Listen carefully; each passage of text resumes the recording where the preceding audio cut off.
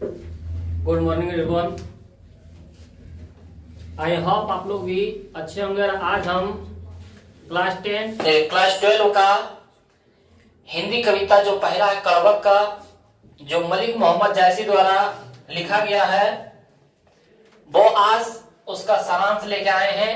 और आज हम लोग देखने वाले हैं इसके बारे में मलिक मोहम्मद जायसी जो है उनका परिचय और उसकी कविता का सारांश। तो इनके जो कड़वक है दो भागों में बांटा गया है, पहला और दूसरा, दोनों का सारांश इसी वीडियो में समझाया गया है। तो इसी वीडियो में सारा बताने वाले हैं। तो आज हम लोग देखते हैं कड़वक पाठ कौन सा है। कड़वक पाठ जिनके लेखक, जिनके रचयिता कौन है? मलिक मोहम्मद जायसी। कौन है? मलिक मोहम्मद जायसी, जिनका जन्म कब हुआ था? तो अनुमानित किया गया है 1492 में। कब किया गया है? 1492 में। जबकि इसका निधन कब हुआ है? कबड्डी खोल दो रे।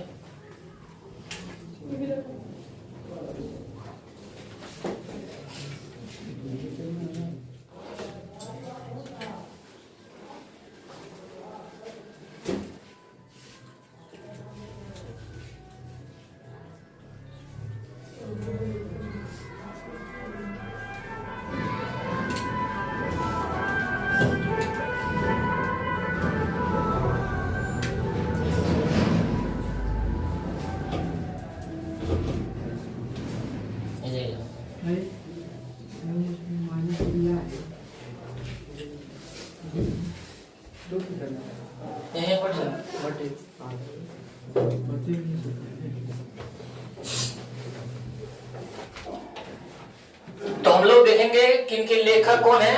मलिक मोहम्मद जायसी जी। तो बोल देगा कड़वक पाठ के लेखक कौन है? तो मलिक मोहम्मद जायसी जी। कड़वक पाठ के लेखक कौन है? मलिक मोहम्मद जायसी जी, जिनका जन्म कब हुआ है? अनुमानित किया गया है 1492 में। कब इनका जन्म हुआ है? 1492 ईस्वी में। फिर बोल रहा है इनका निधन हुआ अनुमानित 1548 ईस्वी में। इनका जन्म 1492 ईस्वी में, 1492 ईस्वी में अनुमानित किया गया, जबकि इनका निधन कब हुआ था? 1548 ईस्वी में। किनका? तो मलिक मोहम्मद जायसी जी का जन्म 1492 में और मृत्यु 1548 में। फिर बोला इनका निवास स्थान, तो बोला जायस कब्र अमेठी के उत्तर प्रदेश में। कहां पे हुआ था? तो जायस कब्र अमेठी के उत्तर प्रदेश में इनका क्या हुआ था? जन्म हुआ था। फिर बोला इनके पिताजी का नाम, इनके पिताजी का नाम था मलिक शेख ममरेज। जो मलिक मोहम्मद जायसी जी थे उनके पिताजी के नाम क्या था? तो मलिक शेख ममरेज। उसके बाद यहाँ से फिर बोला गया है इनके गुरु, जो मलिक मोहम्मद जायसी के गुरु जो थे वो सूफी संत शेख और सैयद अशरफ जहांगीर थे। दो गुरु थे इनके। कितने गुरु थे? दो गुरु थे। वो कौन कौन थे? तो सूफी संत शेख और सैयद अशरफ जहांगीर। तो बोल देगा यहाँ से कि मलिक मोहम्मद जायसी जी का जन्म कहाँ हुआ था? तो जायस कब्र अमेठी के उत्तर प्रदेश में। जबकि इनका जन्म कब हुआ था? तो 1492 ईस्वी में। अनुमानित किया गया, इनका पता नहीं है कब हुआ है, लेकिन अनुमानित लगाया गया 1492 ईस्वी में। इनका निधन कब हुआ था? तो 1548 ईस्वी में। कब हुआ था? 1548 ईस्वी में। इनके पिताजी के नाम क्या था? मलिक शेख ममरेज। मलिक शेख ममरेज। और बोला इनके गुरु के नाम क्या थे? सूफी संत शेख और सैयद अशरफ जहांगीर। इनके दो गुरु थे। फिर इसके बारे में बताया गया यहाँ पे, बोला है कि प्रीति इनके बचपना से लेके मलिक मोहम्मद जायसी जी जो थे उसका किस प्रकार व्यतीत हुआ था। तो बोला आरंभ में जायस गांव में रहते हुए, इनका गांव के नाम क्या था? जायस। यहाँ पे देखिए बताया गया जायस कब्र अमेठी में। तो बोला आरंभ में जायस गांव में रहते हुए किसानी बात, क्या करते थे? किसानी थे पहले में। शेष जीवन फकीरी में बचपन में ही अनाथ साधुओं फकीरों के साथ भटकते हुए जीवन बीता। यानी इनका जो पिता थे, जो माता थे, इनके मतलब जब बचपन थे मलिक मोहम्मद जायसी जी, तभी क्या है इनके पिताजी और माताजी का देहांत हो गया, जिनके कारण इसको हम लोग क्या बोल सकते हैं? अनाथ बोल सकते हैं। क्योंकि बहुत कम उम्र में ही इनके मतलब माता पिता का क्या है? निधन हो गया था, जिनके कारण अनाथ हो गया। और कुछ दिन ये गांव में, कहां पे? जायस में किसान थे। उसके बाद शेष जीवन कहाँ पे गुजरा था? तो शेष जीवन इसकी फकीरी में, क्योंकि साधुओं के साथ रहते थे। किसके साथ रहते थे? साधुओं के साथ रहते थे, फकीरों के साथ भटकते हुए इसका जीवन क्या हुआ था? बीता था। तो यहाँ से एक बार फिर से हम लोग दोहरा देते हैं कि कड़वक पाठ के लेखक कौन है? तो मलिक मोहम्मद जायसी जी। कौन है? मलिक मोहम्मद जायसी जी। इनका जन्म कब हुआ था? तो 1492 ईस्वी में अनुमानित लगाया गया। इनका निधन कब हुआ था? तो अनुमानित लगाया गया था 1548 ईस्वी में। कब हो गया था? 1548 ईस्वी में। इनका पिताजी के नाम क्या था? तो मलिक शेख ममरेज। क्या थे? मलिक शेख ममरेज। जबकि इनके निवास स्थान कहाँ था? जायस कब्र अमेठी के उत्तर प्रदेश में। फिर बोला गया इनके गुरु कौन थे? तो सूफी संत शेख और सैयद अशरफ जहांगीर थे। उसके बाद हम लोग देखते हैं फिर इसका व्यक्तित्व। इसका व्यक्तित्व यानी बोला जा रहा है हमारे पास कि वो चेचक के कारण रूपहीन है। उनको उनके शरीर पर क्या हो गया था? चेचक हो गया था। चेचक बीमारी होता है ना, जिसके कारण रूप क्या है? खराब हो जाता है, कुरूपित हो जाता है। चेचक, हाँ चेचक बीमारी हो जाता है। वही बोल रहा है कि चेचक के कारण रूपहीन है तथा बाईं आंख और काने से वंचित है। इनके जो बाईं आंख थे, कौन थे? बाईं आंख होता है, बाईं आंख। जो बाईं आंख थे और जो बाएं कान थे, ये दोनों से वंचित थे। ये दोनों से आंख नहीं था, बाएं आंख भी नहीं था और कान भी था, क्या है? नहीं था, जिनके कारण इसको काने भी बोलते थे। तो भाई ऑब्जेक्टिव में पूछ देता है कि मलिक मोहम्मद जैसी जी के कौन आंख नहीं थे? तो बाएं आंख नहीं थे। कौन कान नहीं थे? तो बाएं कान नहीं थे। ये बाएं बोलते हैं ना, इसको बोलता है, सॉरी हाँ बाएं इसको बोलता है, चेत्री को बोलता है बाएं। ये वाला ये क्या है? दोनों नहीं था। ये जो हम लोग का चेत्री हाथ होता है, लेफ्ट हैंड साइड, ये उसका क्या था? लेफ्ट हैंड आंख और लेफ्ट हैंड क्या है? कान नहीं था, बाएं हाथ का। तो वही बोल रहा है कि व्यक्तित्व चेचक के कारण। बोल देगा चेचक किस कवि को हुआ था? तो मलिक मोहम्मद जैसी को। बाएं आंख से कौन वंचित था? तो मलिक मोहम्मद जैसी। बाएं कान से कौन वंचित था? तो मलिक मोहम्मद जैसी जी। फिर बोला कृतियां, तो बोला पद्मावत, क्या बोल रहा है? पद्मावत, अखरावट, फिर आखिरी कलाम, फिर बोला चित्रलेखा, फिर बोला कहरानामा, कारानामा, या फिर बोला मसाल या तो मसलानामा। ये उनके क्या थे? कृतियां थे। पद्मावती क्या थे? उनके पद्मावती थे, अखरावट थे, आखिरी कलाम है किनका? मलिक मोहम्मद जैसी जी का। फिर बोला चित्रलेखा, फिर बोला कहरानामा किनका है? मलिक मोहम्मद जैसी जी का। फिर बोला मसाला या तो मसलनामा, ये किनका जी का है? सब मलिक मोहम्मद जैसी जी का क्या है? कृतियां है। और फिर यहाँ से देखिए बोला गया है हमारे पास कि बोला रहा है कि जैसी जी जो थे निर्गुण भक्ति धारा के क्या है?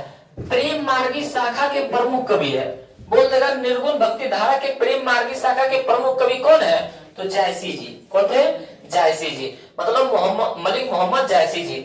फिर बोल रहा है ये प्रेम के पीर के कवि से विख्यात है। बोल देगा ऑब्जेक्टिव में बहुत भी रहता है कि प्रेम के पीर के कवि किसे कहा गया है? मलिक मोहम्मद जैसी जी को। या तो मलिक मोहम्मद जैसी जी को किससे विख्यात है? तो प्रेम के पीर के कवि से, प्रेम की पीर की कवि से। तो यहाँ तक अभी तक हम लोग क्या है? इनके बारे में पढ़े, इनके लेखक के परिचय के बारे में पढ़े।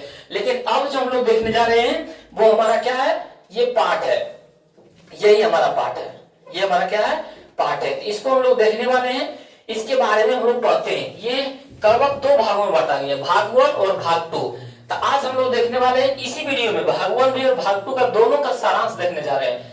हमारे पास बोला जा रहा है एक नैन कवि मोहम्मद गोनी सोई बिमुह जेहि कवि सोनी। बोल रहा है कि अभी आप लोगों को बताया गया है कि मलिक मोहम्मद जैसी जी का क्या थे? एक ही आंख थे। क्या थे?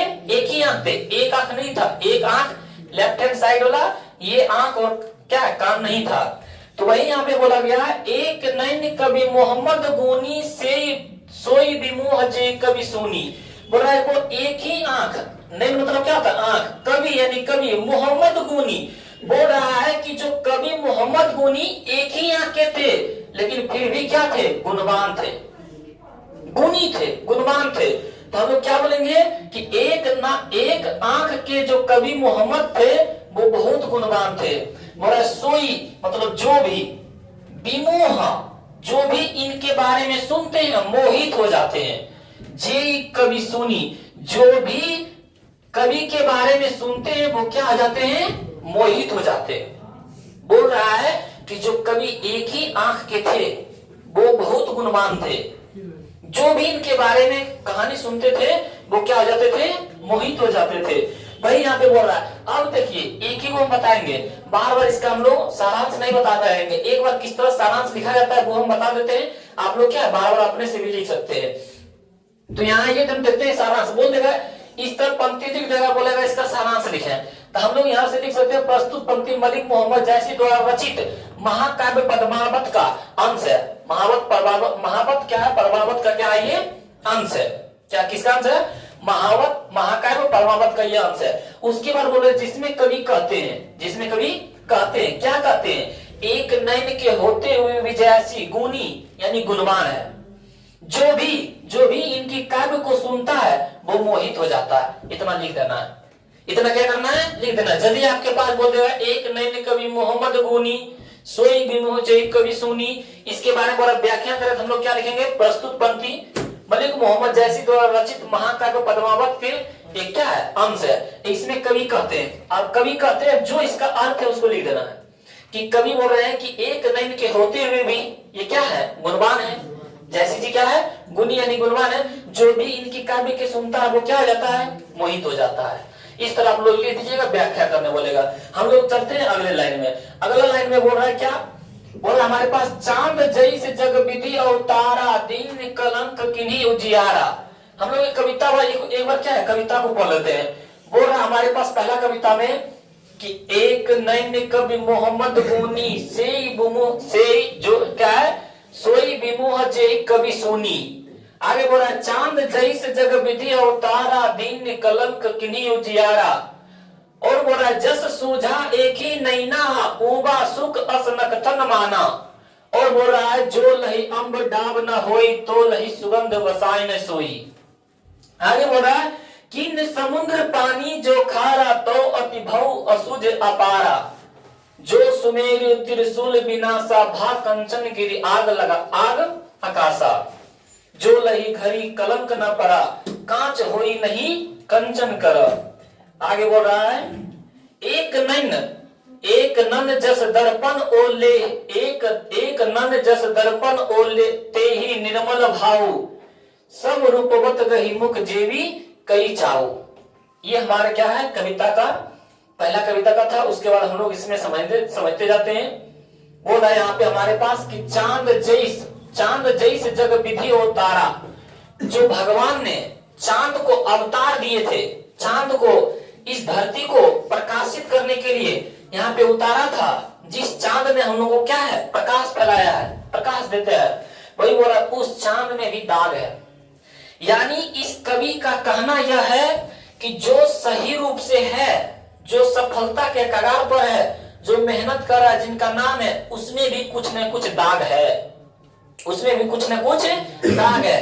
वो दाग समझकर अपने आप को उदास मत समझना, क्योंकि जिसको मतलब भगवान ने चांद को बनाया है, वो चांद क्या है, सारे दुनिया को प्रकाश फैलाता है, लेकिन उसमें भी क्या है, काला दागा है, उसमें भी क्या है, काला धब्बा है। उसी प्रकार लेखक जो मलिक मोहम्मद जैसी है, बोल रहा हमारे एक आंख नहीं होते हुए क्या दिक्कत है, हम इतना गुणवान बन जाएंगे कि सारे लोग हमारे पास आएगा, सारे लोग मेरे पास देखने के लिए आएगा।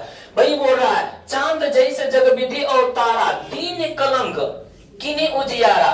बोल रहा है कि दीन कलंक उनके पास क्या है, कलंक है। सभी के पास क्या है, कुछ ना कुछ जो मेहनत करके आगे गए हैं वो 100% सक्सेस नहीं होता है, उसमें कुछ ना कुछ क्या होता है, कलंक होता है। फिर बोल रहा है जग सूझा एक नैना ऊबा सुख असनकतन माना। बोल रहा है कि मलिक मोहम्मद जैसी जी जो है एक ही आंख से पूरा जग को समझ लिया है, बुझ लिया है, एक ही आंख था ना। वही बोला जग सूझा एक ही नैना, एक ही आंख से पूरे जगत को क्या है, सूझ बुझ लिया है। वही बोल रहा है उबा मतलब उगा हुआ, सुख बोले तो शुक्र ग्रह क्या होता है, शुक्र ग्रह होता है। वही बोल रहा उबा सुख असनक तन माना।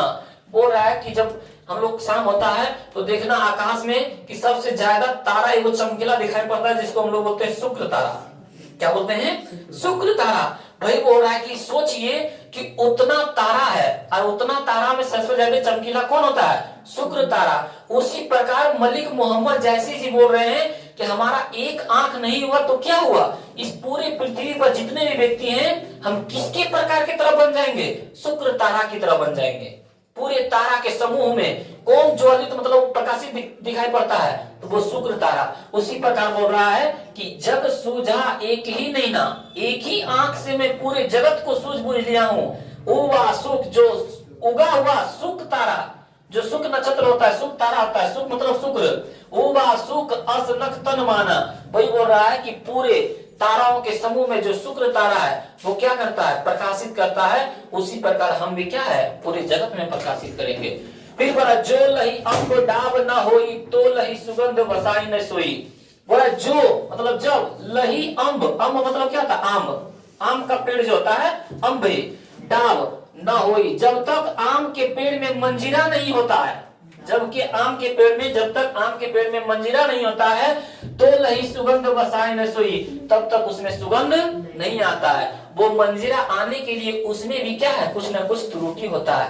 मान लेते हैं कि जो हम लोग का आम होता है कितना स्वादिष्ट होता है, लेकिन उसमें ना कुछ दाग लगा रहता है। जो आम हम लोग खाते हैं कितना स्वादिष्ट लगता है खाने में, लेकिन उसके ऊपर भी क्या है?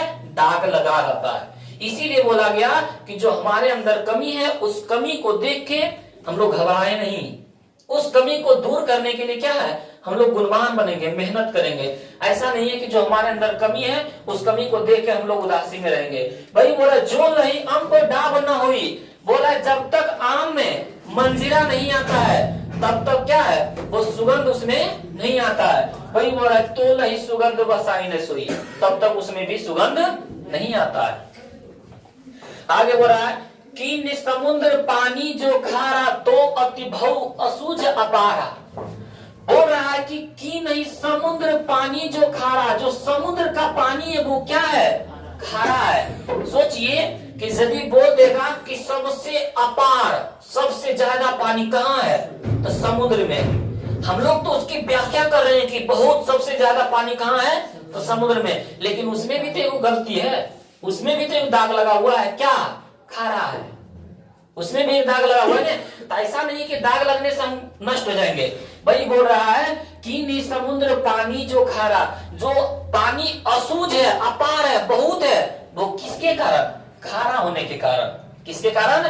खारा होने के कारण। वही बोल रहा है तो अति भव असूझ अपारा। असूझ है, अपार है, हम लोग पानी की गिनती नहीं कर सकते हैं।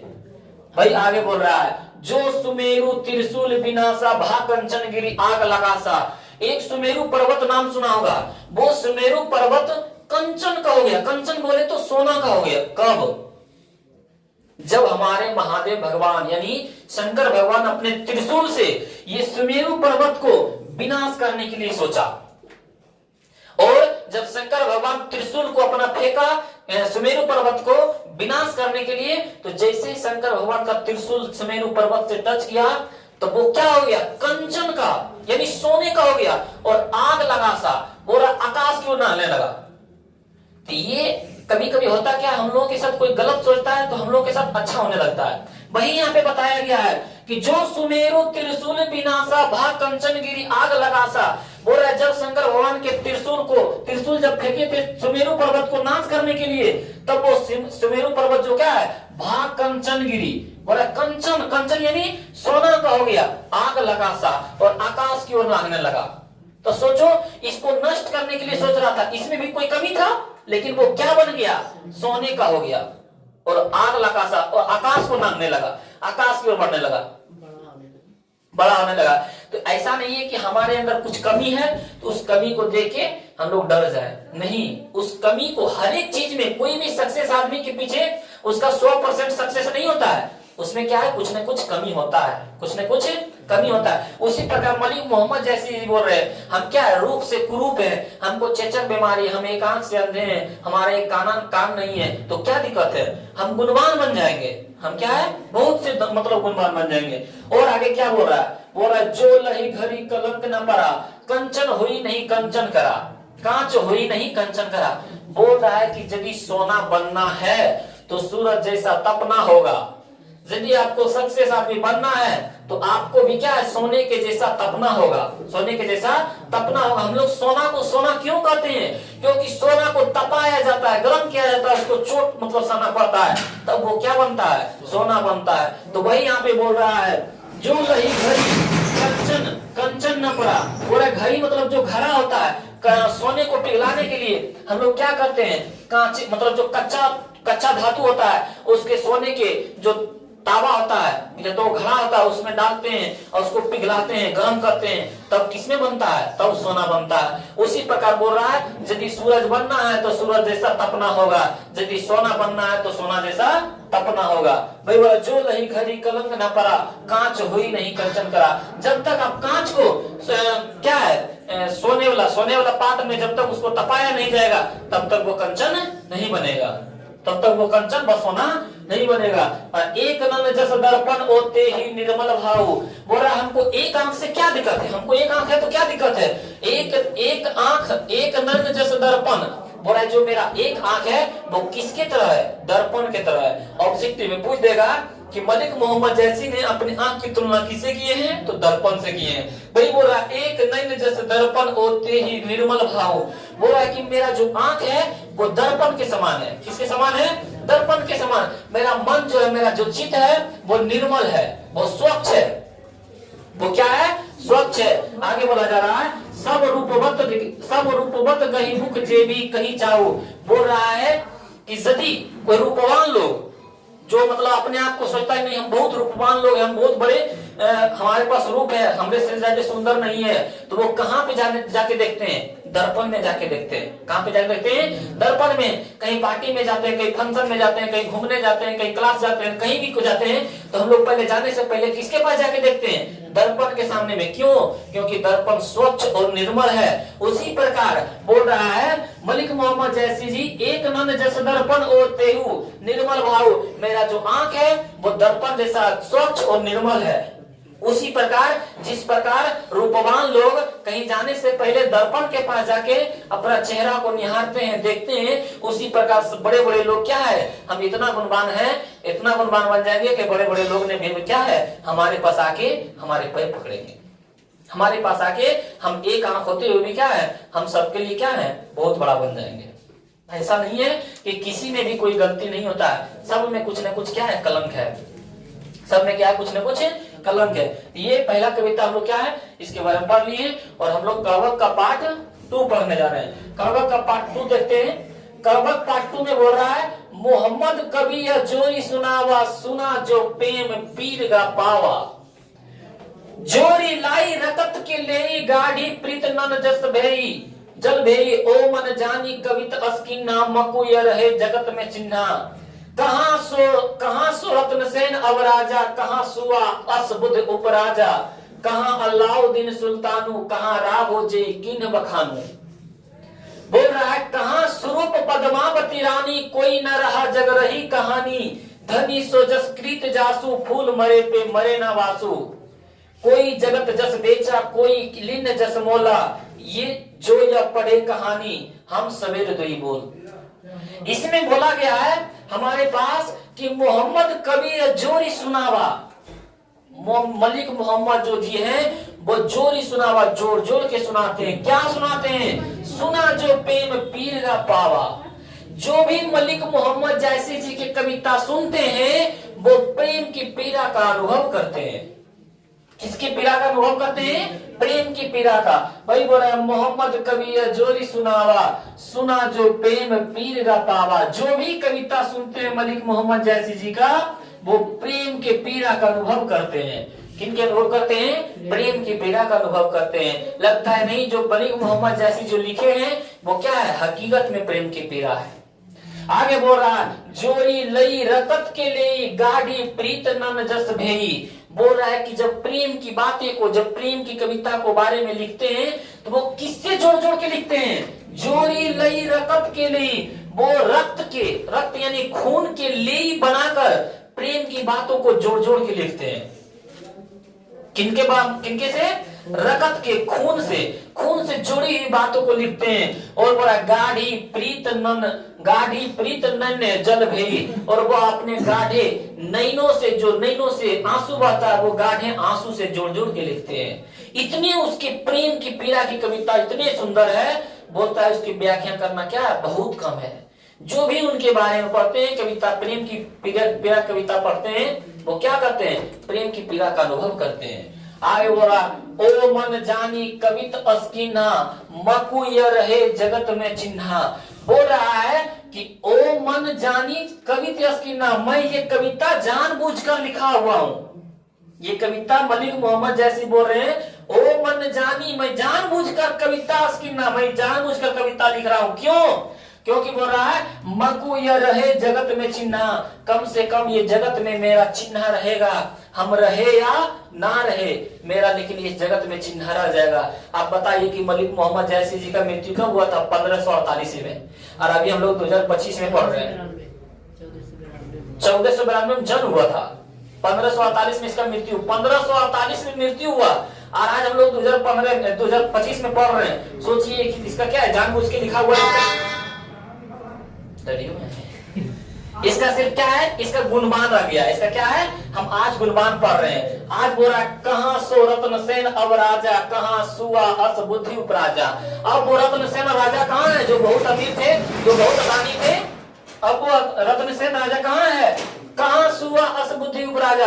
वो अब सुगा कहाँ है, जो बहुत विद्वान था, नहीं है वो सब। उसका सिर्फ क्या रह गया है, कहानी रह गया। उसका सिर्फ क्या रह गया है, कहानी। पर कहाँ अल्लाउद्दीन सुल्तानू, वो अल्लाउद्दीन सुल्तानू कहाँ है, कहाँ राघव जी किन बखानू, वो अब राघव कहाँ है, जो किसी चीज का बखान कर देते थे, जो किसी चीज के बारे में बखान कर देते थे, वो अब राघव नहीं है। वो कहाँ स्वरूप पद्मावती रानी, वो जो रूप की रानी कहा जाती थी पद्मावती, वो अब रूप की रानी कहाँ है, कोई न रहा जग रही कहानी। ये सब अब कोई नहीं रहा है, सिर्फ उसका जगत में क्या रह गया है, कहानी रह गया है। वो अब जो रत्नसेन राजा थे, पद्मावती जो रानी थी, जो बुद्धिमान उपराजा सुआ था, जो क्या था अल्लाउद्दीन सुल्तान था, जो राघव थे, जो किसी चीज का बखान कर देते थे, वो अब कोई नहीं रहा है। सिर्फ उसका इस जगत में क्या रह गया है, तो कहानी रह गया है। भाई बोला कोई न रहा जग रही कहानी। आगे बोला धनी वो धनवान, सोई जस कृति जासु। क्या बोल रहा है, धनी सोई जस कृति जासु, फूल मरे पे मरे न वासु। बोला ये जो धनी सोई जस कृति जासु, बोला धन जो लोग हैं, धनवान जो लोग हैं, महान जो लोग हैं, बस इस कृति को जस ले लेते हैं। जैसे फूल मरे पे मरे न वासु, जिस प्रकार फूल मर जाते हैं, पेड़ से पौधे से अलग हो जाते हैं, फिर भी उसमें क्या है, सुगंध बसा रहता है। उसमें से क्या है, सुगंध बसा रहता है। आप लोग जाइएगा पौधे से फूल तोड़िएगा तो क्या है, उसमें सुगंध पौधे में रह जाता है? नहीं, क्यों नहीं, मर के वो खत्म हो जाए फूल, लेकिन तब भी फूल में क्या है, सुगंध रहता है। उसी प्रकार मलिक मोहम्मद जैसी बोल रहे हैं कि हम इस जगत में रहे या ना रहे, हमारा इस जगत में क्या रह जाए, सुगंध रह जाए, यानी हमारा गुणवान रह जाए। हम इतने महान बन जाएं, हमारा एक आंख और कान नहीं है तो क्या दिक्कत है, हम इतने गुणवान बन जाएंगे कि हमारा इस जगत में क्या रह जाएगा, कहानी रह जाएगा। जिस प्रकार फूल मर जाने के बाद भी इसमें क्या है, सुगंध रहता है। आगे बोल रहा है कोई जगत जस बेचा, कोई लीन जस मोला। कोई अपना जस को बेच सकता है? नहीं। हमारे अंदर ज्ञान है, हम ज्ञान को बेच सकते हैं? नहीं। आपके अंदर ज्ञान है, हम खरीद सकते हैं? नहीं। बोला ये जो जस आपके अंदर है, जो आपके पास ईमानदारी है, जो आपके पास गुण है, वो न तो कोई बेच सकता है, न तो कोई खरीद सकता है। होता है ना, माता पिताजी, कोई बच्चा किसी के घर में नहीं पढ़ता है तो बोलता है कि बेटा तुम पढ़ लो, यही तुम्हारे पास रहेगा और सब क्या है, खत्म हो जाएगा। तो वही बोल रहा है, ना तो कोई जस बेचा है, ना तो कोई जस खरीदा है। बोल रहा है फिर जो या पढ़े कहानी, जो या पढ़े कहानी, हम सवेर दुई बोल। जो बोला जो भी इस कविता को पढ़ते हैं, हमको दो ही शब्द में याद करेंगे। कितने शब्द में याद करेंगे? दो ही शब्द में याद करेंगे, कम से कम दो को बात भला बोलेंगे। तो इतना मलिक मोहम्मद जैसे जी के क्या थे। और हम लोगों का क्या होता है, पढ़ने आते हैं, मम्मी जब 5 रुपया नहीं देते नहीं जाएंगे पढ़ने, ऐसा कभी नहीं करना है। मलिक मोहम्मद जैसी जी का एक आंख नहीं होते हुए सोचिए 1548 में इसका मृत्यु था, और आज हम लोग 2025 में भी क्या है इनके बारे में पढ़ रहे हैं, तो इतना गुणवान बन जाना है। कभी भी किसी का दोष देना नहीं है कि आज हमारे साथ ये हुआ है, आज हमारे साथ ये कमी हुआ है। इस प्रकार बनना है, मलिक मोहम्मद जैसी चित्र बनना है, ताकि इस जगत में हमारा क्या रह जाए, नाम रह जाए। तो आप लोग क्या है, इस पाठ को अच्छी तरह से समझे होंगे, इसके बारे में भी परिचय और इसका सारांश भी। तो आइए हम लोग आज क्वेश्चन को देखने वाले हैं, सब्जेक्टिव क्वेश्चन कवक पाठ, जो मलिक मोहम्मद जैसी जी द्वारा लिखा गया है। मलिक मोहम्मद जैसी जी द्वारा क्या है, लिखा गया है। तो आइए आज हम लोग इसका हम लोग देखने वाले हैं। बोला कवि ने अपनी एक आंख की तुलना दर्पण से क्यों की है? कवि ने अपनी एक आंख की तुलना दर्पण से क्यों की है? तो बोल रहा है कवि स्वयं को समदर्शी मानते हैं। स्वयं को क्या मानते हैं? समदर्शी, यानी निर्मल और स्वच्छ मानते हैं। बोल रहा है कवि के अनुसार मनुष्य की प्रतिबिंब दर्पण में वैसे ही बनती है जैसे वह वास्तविक में होता है। जैसे मान लेते हैं हम लोग कि हम लोग चोरी करके आए हैं, लेकिन हम लोग के घर में क्या है नहीं जानता है, बोलता है इंसान है। क्या है? इंसान है। या तो हम लोग कहीं पे इंसानियत से आते हैं, कोई हम लोग पास अल्सर लगा देता है या तो अवहेलना कर देता है, फलनमा चोरी करके आया, तो ये उसके नजर में है। लेकिन जब आप चोरी किए हैं या नहीं किए हैं और दर्पण के सामने में जैसे खड़ी होते हैं, तो अपने आप से पूछिएगा कि हम कौन है, तो वो दर्पण के सामने में पता चल जाता है। आप चोरी होंगे तो चोरी का पता चल जाता है, आप चोरी नहीं निर्दोष हैं तो निर्दोष का पता चल जाता है। उसी प्रकार बोल रहा है मलिक मोहम्मद जैसी जी कि हमारा जो आंख एक है, वो तो एक वहां क्या है, लेफ्ट वाला एक आंख और एक कान तो नहीं थे, एक ही आंख के थे, लेकिन वह दर्पण के समान थे। बोला जो व्यक्ति जैसा वास्तविक में होता है, मेरे आंखों में उसी तरह अपना वास्तविक रूप देख सकता है। तो वही बोला कवि स्वयं को समदर्शी मानते हैं। कवि के अनुसार मनुष्य के प्रतिबिंब दर्पण में वैसे ही बनते हैं। मनुष्य के प्रतिबिंब दर्पण में वैसे ही बनते हैं जैसा कि बस वास्तव में होता है, जैसा वो वास्तव में होता है। कवि कवि लिखा गया है, यहाँ पे क्या होगा, कवि बोल रहा है कवि स्वयं को दर्पण की तरह स्वच्छ और निर्मल मानते हैं। जिस प्रकार दर्पण में अपना चेहरा, अपना दाग, अपना सारा गुण, अपना सारा दोष देख सकते हैं, उसी प्रकार जो कवि का आंख है, उसी तरह दर्पण की तरह क्या है, स्वच्छ और निर्मल है। वे सभी को एक समान दृष्टि से देखते हैं। जो ये मलिक मोहम्मद जैसी जी हैं, वो सभी को क्या है, एक समान रूप से देखते हैं। तो ये क्वेश्चन आप समझ गए होंगे कि कवि ने बोल दिया ऑब्जेक्टिव में भी, कवि ने अपनी एक आंख की तुलना किससे किए हैं, तो दर्पण से किए हैं। किससे किए हैं? दर्पण से किए हैं। उसके बाद देखते हैं फिर हम लोग दूसरा क्वेश्चन कि कड़वक में कलंक, कांच और कंचन से क्या तात्पर्य है? क्या है क्वेश्चन हमारे पास कि कड़वक किसमें बोला गया है? कड़वक, पहले ये नहीं होगा, पहले कड़वक में कलंक, कांच और कंचन से क्या तात्पर्य है? वह कलंक शब्द की चर्चा करते हुए कवि क्या है, यहाँ पे लिखेंगे कवि कहते हैं कि चंद्रमा में दाग है, फिर भी वह संसार में प्रकाशमान है तथा गुणवान है। क्या है? गुणवान है। कुछ अवगुण भी हो, अवगुण भी हो तो उसका अवगुण क्या है, कुछ गुण भी हो तो उसका अवगुण क्या है, छिपा रहता है। यहाँ से कलंक कहने का अर्थ यानी हमारे ऊपर धब्बा है, हम क्या है, कलंकित है। तो कलंकित कहने का अर्थ कवि ने बताया है कि जो चंद्रमा पूरे पृथ्वी को, पूरे दृष्टि को क्या है, प्रकाशमय करता है, रोशनी फैलाता है, उसमें भी क्या है, का दाग लगा हुआ, उसमें भी क्या है, कलंक है। यदि आपके अंदर गुण है तो अवगुण छिपा रहता है। यदि आपके अंदर गुण नहीं है तो वो खाली अवगुणे दिखाता है। बोलता है ना, बहुत से लड़का गांव में देखते होंगे, बोलता है कि ये बदमाश लड़का है, तो उसमें बदमाशी का गुण कब दिखता है, जब उसमें गुण नहीं है। जो व्यक्ति गुणवान है, जो व्यक्ति महान है, उसमें भी अवगुण है, लेकिन गुण के कारण क्या है, छिप जाता है। गुण के कारण उसमें क्या है, छिप जाता है। तो वही बोल रहा है कि जो हमारा चंद्रमा है उसमें भी कलंकित है, लेकिन वह पूरे सृष्टि को प्रकाशमय देता है, जिनके कारण उसका कलंकित क्या है, छिपा हुआ है। उसका कलंकित क्या है, छिपा हुआ है। तो वही यहाँ पे बोलेंगे कलंक शब्द की चर्चा करते हुए कवि कहते हैं कि चंद्रमा में दाग है, फिर भी वह संसार में प्रकाशमान है तथा गुणवान है। गुणवान में कुछ गुण भी हो जाता है, गुणवान में क्या, कुछ गुण भी हो तो उसका अवगुण क्या है, छिपा रहता है। अब यहाँ दूसरा में बोलेंगे कंचन का प्रयोग। किसका प्रयोग?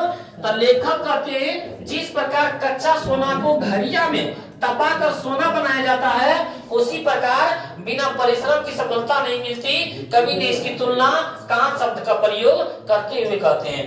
जिस प्रकार बोलता है कि सोना हम लोग के जिस प्रकार आभूषण बन के आता है हम लोग के पास, तो वो डायरेक्ट उस तरह बनता है नहीं, उस कच्चे सोना को पिघलाया जाता है। जो सोना वाला पिघलाने वाला बर्तन होता है उसमें पहले पिघलाया जाता है, तब क्या बनता है, सोना बनता है। उसी प्रकार बोलता है व्यक्तियों को परिश्रम करने से वह महान व्यक्ति बनता है, इसे महान व्यक्ति नहीं बनता है। यहाँ कांच कहने का अर्थ क्या हुआ है कि वह कच्चे धातु को क्या करता है, घरिया में, यानी जो सोने वाला पिघलाने वाला जो चूल्हा होता है उसमें पिघलाया जाता है। मतलब वही बोला है कि बिना परिश्रम किए सफलता नहीं मिलती है। सोना को इसलिए हम सोना नहीं कहते हैं, उसको आग में तपना पड़ता है। हम लोग सूर्य जैसा बनना है तो सूर्य जैसा जलना भी सीखो, सूर्य जैसा बनना है तो सूर्य जैसा जलना भी सीखो। तो सोना को हम सोना इसलिए नहीं कहते हैं क्योंकि वह सोना को तपाया जाता है। इसलिए बोलता है कि जब तक हम परिश्रम नहीं करेंगे तब तक सफलता नहीं मिलेगा।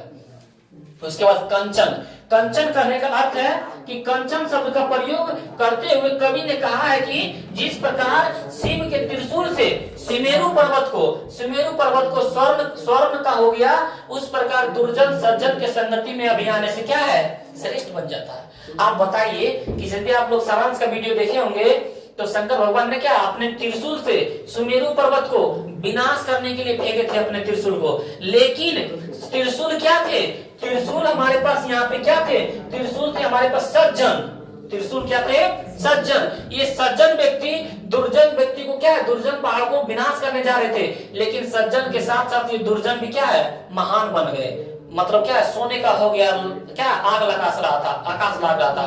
तो वही बोल रहा है यहाँ से कि यदि हम दुर्जन हैं, यदि हम खराब हैं, और यदि अच्छे व्यक्ति के साथ रहना स्टार्ट कर देते हैं तो अच्छा का गुण क्या हम लोगों में आने लगता है। जिस प्रकार शंकर भगवान का त्रिशूल क्या है, सुमेरु पर्वत को क्या है, सोने को बना दिया था। तो त्रिशूल क्या थे, भगवान का त्रिशूल थे। ये क्या थे, सज्जन थे। ये दुर्जन थे जिनके कारण विनाश करने के अनुसार से गया था, लेकिन विनाश ना होकर क्या हो गया, सोने का हो गया, आकाश को लागने लगा। तो इसीलिए बोलता है हमेशा सज्जन व्यक्ति के साथ रहना चाहिए, दुर्जन व्यक्ति के साथ नहीं। तो यहाँ पे कंचन शब्द का प्रयोग करते हुए क्या कहे, कभी कहा है कि जिस प्रकार शिव के त्रिशूल से सुमेरु पर्वत को स्वर्ण का हो गया था, इस प्रकार दुर्जन सज्जन के साथ संगति में आने से क्या है, श्रेष्ठ बन जाता है। जो बोलता है यहाँ पे कि जैसे चंदन के पेड़ में क्या है, विष लिपटा रहता है, क्या है, सांप लिपटा रहता है, लेकिन चंदन का पेड़ कभी सांप का गुण लिया है, नहीं लिया है, क्योंकि चंदन का पेड़ क्या है, सज्जन है। क्या है, सज्जन है। और जो सांप होता है वो दुर्जन होता है, उसमें विष होता है, तो वो क्या है, उसके साथ भलो रहता है, लेकिन वह दुर्जन का गुण नहीं लेता है। तो इसलिए बोलता है हमेशा सज्जन व्यक्ति के साथ रहे, हमेशा बड़े व्यक्ति के साथ रहे, उसका सम्मान करें, और हमेशा क्या, अपने बड़े से व्यक्ति से दोस्ती करें। अगला क्वेश्चन हम लोग के पास, कवि ने क्या क्वेश्चन, कवि ने किस रूप में स्वयं को याद रखे जाने की इच्छा व्यक्त की है। तब कवि ने किस रूप में, तब बोल रहा है यहाँ पे कि जितने भी व्यक्ति हैं सबका एक दिन मृत्यु तय है, सिर्फ उसका इस धरती पर क्या रह जाता है, कीर्ति, मान, सम्मान, आपका गुण यही रह जाता है। तो वही यहाँ पे बोल रहा है कवि ने किस रूप में स्वयं को याद रखे जाने की इच्छा व्यक्त की है। तो कवि का मानना है कि मनुष्य के चले जाने के बाद उसकी कृतियां ही अमर रह जाती है, उसका यह गुण ही सिर्फ अमर रह जाता है। जो आप अच्छे कर्म किए हैं बस आपका बस यही सिर्फ रह जाता है। और मनुष्य तो संसार से चला जाता है, लेकिन उसके द्वारा किए गए कीर्तमान ही रह जाता है। मनुष्य इस दुनिया से क्या है, एक दिन चला नहीं जाता है, लेकिन जब भी आप अच्छे काम किए होंगे तो यहाँ पर कीर्तमान रहता है, बुरे काम किए होंगे तो बुरे काम का इसका यहाँ फल पड़ता है। समझ रहे हैं। तो वही बोल रहा है कि मनुष्य तो संसार से चला जाता है, लेकिन उसके द्वारा किए गए कीर्तमान ही रह जाता है। कवि की इच्छा है कि जो भी उनकी कहानी को पढ़े उन्हें 2 शब्दों में स्मरण करे। कितने शब्दों में, 2 शब्दों में। बोल रहा है जिस प्रकार फूल मरे पे मरे ना वासु, बोला है ना, फूल मर कर क्या है, अपने पौधे से फूल टूट जाता है, फिर भी क्या उसमें सुगंध रहता है। उसी प्रकार यहाँ से मनुष्य क्या है, यहाँ से चले जाते हैं, लेकिन फिर भी उसमें क्या रह जाता है, उसके गुण रह जाता है, उसका कीर्तमान रह जाता है। तो वही बोला कवि ने अपने आप को इसी रूप में याद करने के लिए जानबूझ के ये कविता लिखा है कि यदि हम रहे या ना रहे, हमारा यहाँ क्या है, गुण रह जाए, हमारा यहाँ क्या रह जाए, गुण रह जाए। क्यों? क्योंकि कवि जो मलिक मोहम्मद जैसी जी थे, उनका मृत्यु कब हुआ था, 1548 ईस्वी में, और आज हम पढ़ रहे हैं 2025 में। सोचिए उनका गुण है कि नहीं, तो इसलिए बोलता है कि आप अच्छे कर्म कीजिए। आप यदि अच्छे कर्म करते हैं, यदि आप अच्छे संगति के साथ रहते हैं, तो वही आपका यहाँ पे रह जाता है। आप तो एक दिन न एक दिन संसार को छोड़ के चले जाइएगा। अगला क्वेश्चन है, रकत के लेई का क्या अर्थ है? रकत के लेई का क्या होता है? प्रेम की बातों को रक्त के खून से, खून के लेई को बना बना कर जोड़ना, ये हम लोग बोलते हैं रकत के लेई का अर्थ। वही बोला, कवि कहते हैं कि उन्होंने अपने काव्य को रक्त के लेई लगाकर जोड़ा है। ये जो काव्य लिखा गया है कवक, इसकी जो वाक्य है, इसके वाक्य को किस प्रकार लिखा है?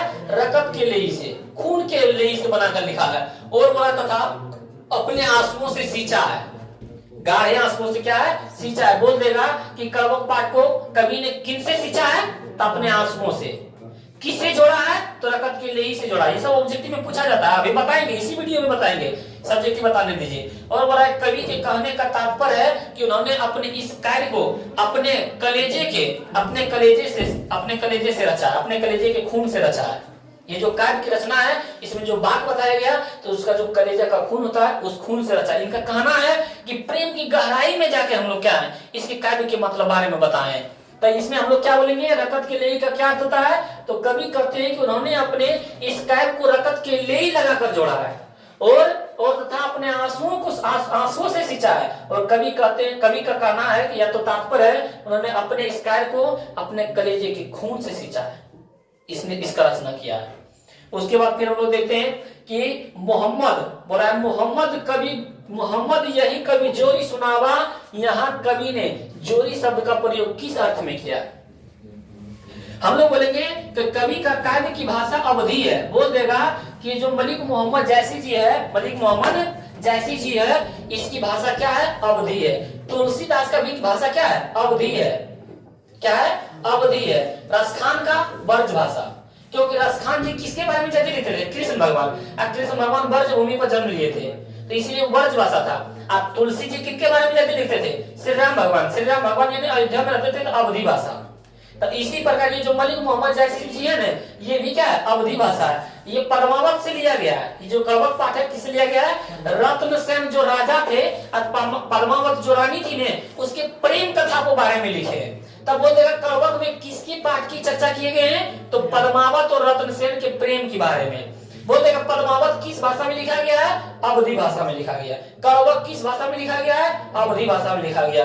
मलिक मोहम्मद जैसी जी किस भाषा के कवि हैं? तो अवधी भाषा के कवि हैं। समझ में आ रहा है? ये सब जवाब दे सकते हैं ना? तो बोला कवि के काव्य की भाषा अवधी है। कवि के जोरी कहने का अर्थ है जोड़कर। जोड़ी का अर्थ क्या होता है? जोड़कर लिखना, रकत के लेई से जोड़ के। तो वही बोल रहा है मोहम्मद यही कवि जोरी सुनावा। क्या बोल रहा है? जोरी सुनावा, यानी जोरी का करने का अर्थ क्या होता है? जोड़कर। उन्होंने अपने काव्य को अपने कलेजे के खून से रचा तथा आंसुओं से सींचा है। यहाँ जोरी करने का अर्थ क्या होता है? जोड़कर लिखना। इस काव्य की रचना किससे किए थे? तो अपने कलेजे के खून से रचा है और अपने गाढ़े आंसुओं से सींचा है। तो ये भी आप लोग समझ गए होंगे। हम लोग देखते हैं क्वेश्चन, ये भाव स्पष्ट है। अभी जितना क्वेश्चन पढ़े थे वो 2 नंबरिया था, ये 4 नंबर में पूछा जाता है। कितने नंबर में पूछा जाता है? 4 नंबर। और भाव स्पष्ट करें। क्या करें? भाव। जो लही अम्ब डाब न होई, तो लही सुगंध बसाई न सोई। यही बोला गया कि जब तक आम के पेड़ में मंजीरा नहीं आता है, तब तक उसमें सुगंध नहीं आता है। इसीलिए बोलता है व्यक्ति, जब तक व्यक्ति को दुख नहीं आता वह व्यक्ति परिपूर्ण नहीं बनता है। कि सबके व्यक्ति के अंदर में क्या है? एक अवगुण होना चाहिए। तो वही बोला प्रस्तुत पंक्ति मलिक मोहम्मद जैसी द्वारा रचित कवक पाठ से दी गई है। इस काव्य में कवि ने प्रेम कथा का वर्णन किया है। किस कथा का वर्णन किया है? जैसे बोल देगा मलिक मोहम्मद जैसी जी किस कवि के है? तो प्रेम की पीर के कवि के है ना। वो ही बोल रहा है कि प्रेम की कथा का वर्णन किया है। कवि इस पंक्ति के माध्यम से कहना चाहते हैं कि जिस प्रकार आम में सुगंध आने के लिए मंजीरा का होना जरूरी है, जब तक आम के पेड़ में मंजीरा नहीं आएगा तब तक सुगंध नहीं आएगा।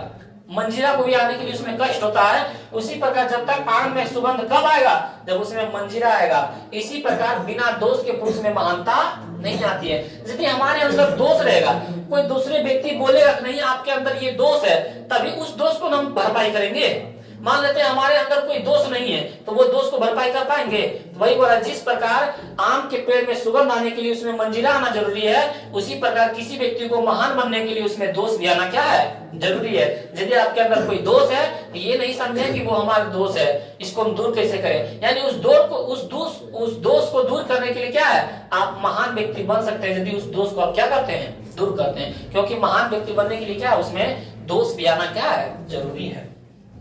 बोलता है ना कि रेस में दौड़ने के लिए, रेस में जब दौड़ते हैं तो यदि हम लोग गिर जाते हैं तो वो मेरा हार नहीं है, वो गिर के उठ के फिर से दौड़ना वही हमारा क्या है, जीत है। यदि आप गिर जाते हैं नहीं उठते तो जीत पाइएगा नहीं। तो जो तो आपके अंदर दोष आ रहा है वो महान व्यक्ति बनाने के लिए है। अगला देखते हैं क्वेश्चन हम लोग। अगला क्वेश्चन है व्याख्या करें, ये भी देखिए व्याख्या करने वाला है। बोल रहा है धनी सो पुरुष जस कृति जासु फूल मरे पे मरे न वासु। धनी जो धनवान व्यक्ति है, जो पुरुष धनवान है, जस कृति जासु, ना तो वो अपना जस खरीद सकता है ना तो बस वो जस बेच सकता है। और जिस प्रकार फूल मरे पे मरे न वासु। तो हम लोग क्या लिखेंगे, प्रस्तुत पंक्ति कवि जो है मलिक मोहम्मद जैसी द्वारा रचित करवक पाठ से लिया गया। इस काव्य को क्या है, कवि ने प्रेम कथा का वर्णन किया, प्रेम कथा के बारे में क्या किया है, वर्णन किया। इस पंक्ति के माध्यम से कवि कहना चाहते हैं कि पुष्प के मुरझा जाने पर भी जिस प्रकार उसका सुगंध धरती पर ही रह जाता है, जिस प्रकार हम लोग क्या है उसके पौधे से फूल को हम तोड़ के अलग कर देते हैं तब फिर भी फूल में क्या है, सुगंध रह जाता है। उसी प्रकार यदि आप अच्छे कर्म किए होंगे, यदि आप इस संसार से चले जाइएगा तो आपका सुगंध यहाँ पे, आपका गुण यहाँ पे रह जाएगा। तो वही यहाँ पे बोला जा रहा है, इस पंक्ति के माध्यम से कवि कहना चाहते हैं कि पुष्प के मुरझा जाने पर भी जिस प्रकार उसका सुगंध धरती पर ही रह जाता है, ठीक उसी प्रकार महान व्यक्ति भी इस दुनिया से चले जाते हैं लेकिन उसका कृति यही रह जाती है। उसका गुणवान, उसका जो गुण होता है, उसका अच्छा जो गुण होता है, उसका गुण यही रह जाता है, भले भी क्या है इस दुनिया से चले जाते हैं। तो ये इतना आपका क्या है, सब्जेक्टिव क्वेश्चन है। ये सब्जेक्टिव क्वेश्चन को भी क्या है अच्छी तरीके से आप समझे होंगे। और यहाँ से देखते हैं हम ऑब्जेक्टिव, यहाँ से क्या देखते हैं, ऑब्जेक्टिव। और ऑब्जेक्टिव आप बताते जाइएगा। यदि आप लोग सारांश देखे होंगे तो अच्छी तरह से आप लोग बता सकते हैं। बोल रहा है चित्ररेखा किस कवि की रचना है, तो चित्ररेखा किस कवि की रचना है, तलीम मलिक मोहम्मद जायसी जी। ये हमारा आंसर हो जाएगा, मलिक मोहम्मद जायसी जी। यानी कह सकते हैं हमारा ऑप्शन ए क्या है, ऑप्शन ए। उसके बाद देखते हैं क्वेश्चन 2। क्वेश्चन 2 में बोला जायसी का जन्म स्थान, जायसी का जन्म स्थान बताएं आप लोग कौन है, ए बी सी डी। हमारा आ जाएगा सी, जायस कब्र अमेठी। कहाँ पे, उत्तर प्रदेश में। कहाँ पे, उत्तर प्रदेश में। जायस कब्र अमेठी उत्तर प्रदेश में इनका क्या हुआ था, जन्म हुआ था। ये भी हम लोग क्या है सही बोल सकते हैं। ये हमारा क्या ऑप्शन सी हो गया सही। क्वेश्चन नंबर 3 देखते हैं, मलिक मोहम्मद जायसी की मृत्यु कब हुई, आप लोग बताएं मलिक मोहम्मद जायसी की मृत्यु कब हुई थी। तो ऑप्शन ए में लगभग 1548 कि 1540 कि 1549 कि 1550। तो इसकी मृत्यु कब हुआ था, तब 1548 में, लगभग 1548 में हुआ था। और इनका जन्म कब हुआ था, इनका जन्म आप लोग बताएं। इनका जन्म हुआ था 1492 में, 1492 में, लगभग 1492 में। लेकिन इसका मृत्यु हुआ था 1548 ईस्वी में। उसके बाद हम लोग देखते हैं क्वेश्चन नंबर 4, मलिक मोहम्मद जैसी कवि हैं। मलिक मोहम्मद जैसी कैसे कवि हैं, दुख के पीर की, कृष्ण प्रेम के, की अष्ट छाया के, प्रेम के पीड़ा के। तब प्रेम के पीड़ा के कवि है। किसके कवि है, प्रेम के पीड़ा के कवि है। यानी इसका हमारा राइट आंसर क्या जाएगा, हमारा ऑप्शन डी हो जाएगा राइट आंसर। अगला देखते हैं क्वेश्चन, करवक के कवि कौन है, आप लोग बताएं करवक पाठ के कवि कौन है। तब बोल रहा है कि कबीरदास की, सूरदास की, मलिक मोहम्मद जैसी की, नावादास। हम लोग बोल सकते हैं मलिक मोहम्मद जायसी जी, यानी ऑप्शन हमारा सी राइट आंसर हो जाएगा। अगला देखते हैं मलिक मोहम्मद जायसी की कविता कौन सी है, आप लोग बताएं इसमें मलिक मोहम्मद जायसी की कविता कौन है, पुत्र वियोग की, करवक की, उषा की, हार की जीत। तो हम लोग क्या बोलेंगे, करवक। ये करवक क्या हमारा मलिक मोहम्मद जायसी द्वारा लिखा गया कविता है। अगला देखते हैं मलिक मोहम्मद जायसी जी का जन्म कब हुआ था, अभी बताया कि आप लोग बताएं। Option A B C D. तो हमारा क्या जाएगा ऑप्शन सी, 1492 ईस्वी में क्या हुआ था, लगभग हुआ था। ये लगभग हमारा 1492 ईस्वी में क्या हुआ था, जन्म हुआ था। अगला क्वेश्चन है जायसी जी का जन्म किस प्रदेश में हुआ था? आप लोग बताएं जायसी जी का जन्म किस प्रदेश में हुआ था? उत्तर प्रदेश में, मध्य प्रदेश में, आंध्र प्रदेश में, कि कोई नहीं? हमारा क्या आ जाएगा आंसर? उत्तर प्रदेश। क्या जाएगा? उत्तर प्रदेश। ये होगा ना, जायस कब्र अमेठी उत्तर प्रदेश में, यानी राइट आंसर हो जाएगा हमारा ऑप्शन ए। उसके बाद अगला क्वेश्चन देखते हैं, जायस किस तरह के कवि है?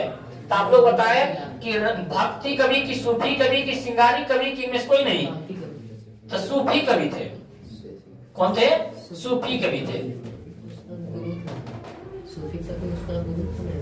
तो सूफी कवि थे, नहीं वो तो गुरु थे, वो थी सैयद। सूफी कवि थे ये। जायस किस तरह के कवि थे? तो सूफी कवि थे। आगे बोल रहा है जायस के पिता का नाम क्या था?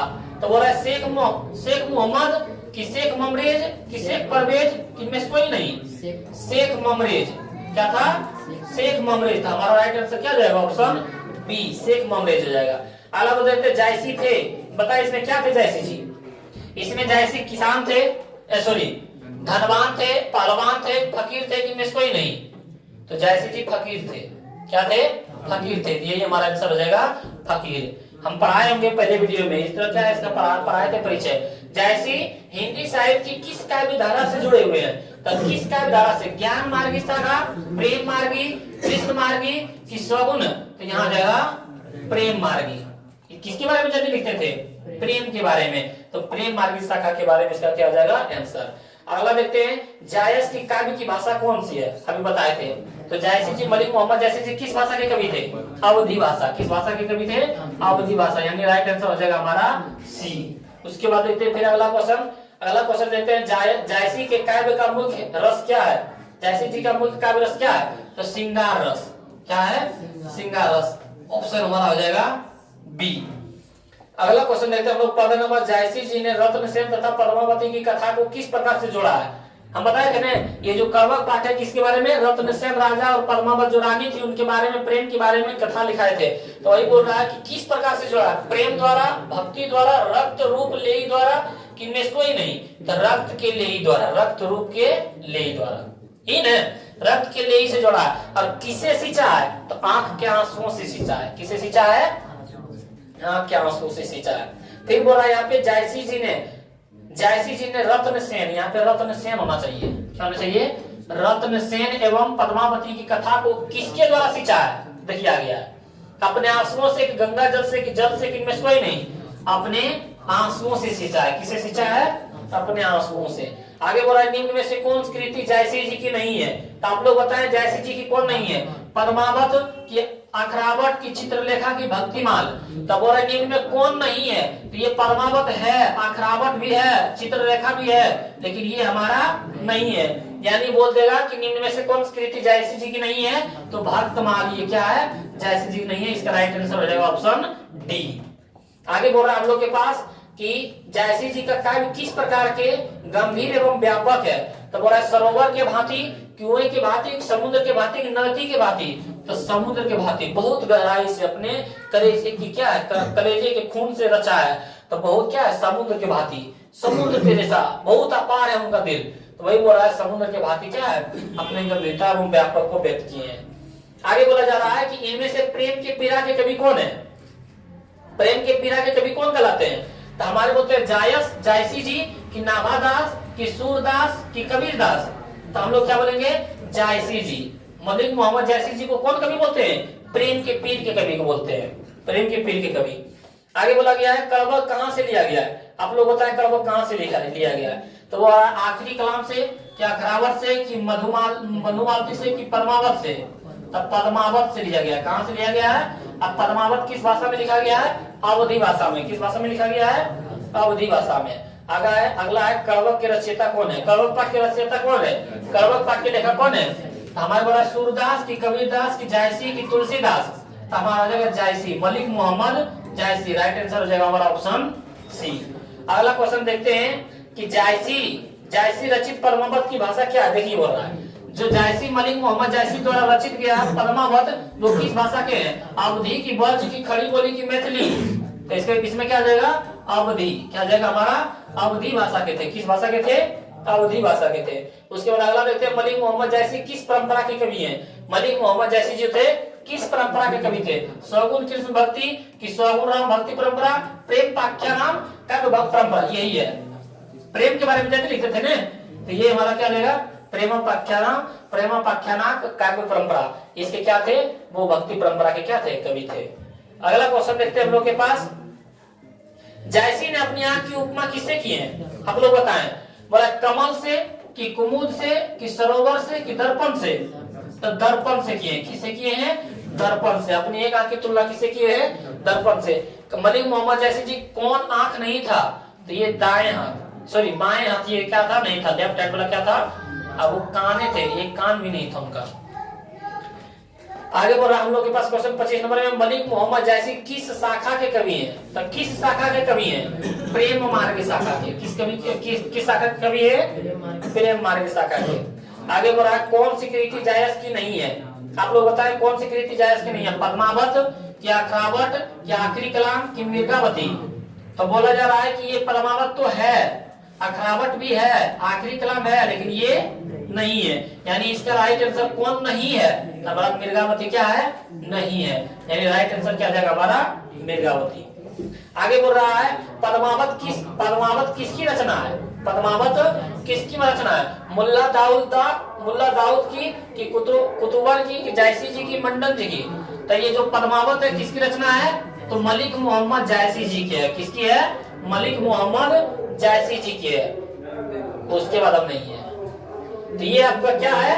आपका 27 ऑब्जेक्टिव बताया गया है। और आप लोग कमेंट्स में बताएं कि 27 ऑब्जेक्टिव में कितने ऑब्जेक्टिव का जवाब दिए हैं। जब आप लोग सारांश और इसका सब्जेक्टिव पढ़े होंगे तो ऐसा नहीं होगा कि कोई भी इसका ऑब्जेक्टिव छूटेगा। तो आप लोग इस वीडियो को देखे होंगे तो अपने दोस्तों के पास शेयर करें जो अगले सेशन के लिए पढ़ रहे हैं, जो 2026 में एग्जाम देने वाले हैं, तो उसके पास जरूर भेजें ताकि इसका चैप्टर बाय चैप्टर क्या है पढ़ाते जाएंगे और यहाँ से बहुत से क्वेश्चन पूछते हैं। तो मिलते हैं हम लोग अगले वीडियो में।